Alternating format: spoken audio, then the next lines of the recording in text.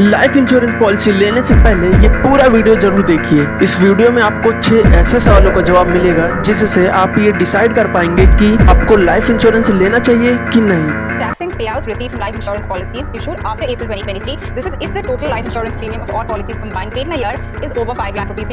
For life insurance premium and Bharat मासिक सेवा का प्रदान है इंश्योरेंस जारी होने से खातिर रोके थे दिवाली साथ लेकिन प्लीज उसके मुझसे बात करते हैं साथ।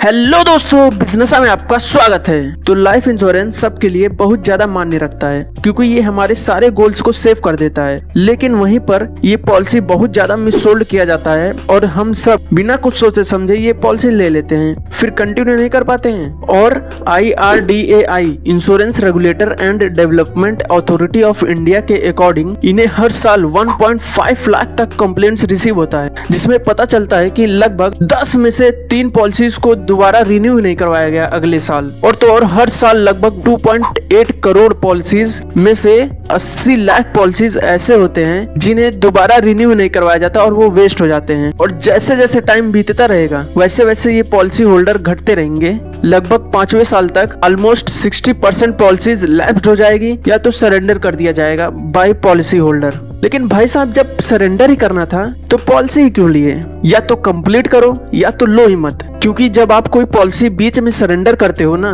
उसमें आपका बहुत ज्यादा लॉस होता है। जब आप कोई ट्रेडिशनल पॉलिसी को 3 साल से पहले ही सरेंडर कर देते हैं तो आपने जितना भी पैसा कंपनी को दिया है प्रीमियम के फॉर्म में वो सारा वेस्ट हो जाता है। प्लस आपको सरेंडर करने के लिए चार्जेस भी देने पड़ेंगे वो अलग। प्लस जो भी आपने पे किया है प्रीमियम के फॉर्म में उसका सिर्फ 30 से 35% ही आपको वापस मिलेगा। मतलब पॉलिसी भी गई, पैसा भी गया। तो अगर आप अपना पैसा नहीं गंवाना चाहते हैं तो ये 6 सवाल आप अपने आप से जरूर पूछिए।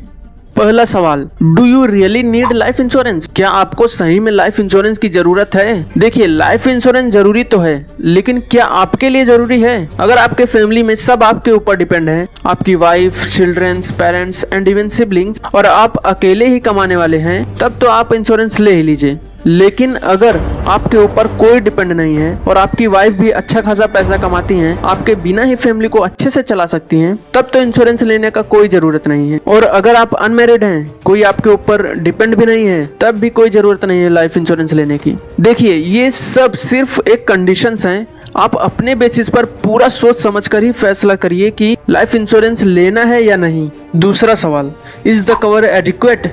जो लाइफ इंश्योरेंस आप ले रहे हैं क्या वो फ्यूचर के लिए पर्याप्त होगा? देखिए, इंश्योरेंस कवर में इतना दम तो होना ही चाहिए कि फ्यूचर में आपके फैमिली का पूरा खर्चा अच्छे से मैनेज कर सके और जो भी लोन वगैरह आपने लिया था वो सब निपटा सके। तीसरा सवाल, can you afford the premium? क्या आप प्रीमियम भर सकते हैं? देखिए, life insurance long term security के लिए बहुत तगड़ा है, इसीलिए सब लोग इसके तरफ बहुत जल्दी अट्रैक्ट होते हैं और इसके एड्स, प्रचार वगैरह इतने तगड़े चलाए जाते हैं कि हम सब अपनी औकात से बाहर के पॉलिसी ले लेते हैं, जिसका प्रीमियम स्टार्टिंग में तो सही लगता है लेकिन लॉन्ग टर्म में वो बोझा लगने लगता है और अगले ही साल सरेंडर हो जाता है।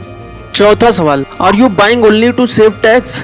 क्या आप सिर्फ टैक्स बचाने के लिए ही इंश्योरेंस पॉलिसी ले रहे हैं? तो टैक्स बचाने के लिए इंश्योरेंस पॉलिसी सबसे बेकार तरीका है। इससे लाखों गुना अच्छा आपको तरीका मिल जाएगा इन्वेस्टमेंट का, जिसमें तगड़ा रिटर्न भी मिलेगा, जैसे कि ELSS फंड, सुकन्या समृद्धि योजना, PPF फंड और ऐसे बहुत तरीके मिल जाएंगे। और अगर आप इंश्योरेंस पॉलिसी लेंगे तो आपको एक फिक्स्ड अमाउंट और फिक्स्ड टाइम के लिए रेगुलरली भरना होगा। लेकिन वहीं पर आप कोई म्यूचुअल फंड वगैरह लेते हैं तो उसको आप अपने अकॉर्डिंग मैनेज कर सकते हैं कि कितना अमाउंट देना है और कब देना है, और इसमें तगड़ा रिटर्न भी मिलेगा।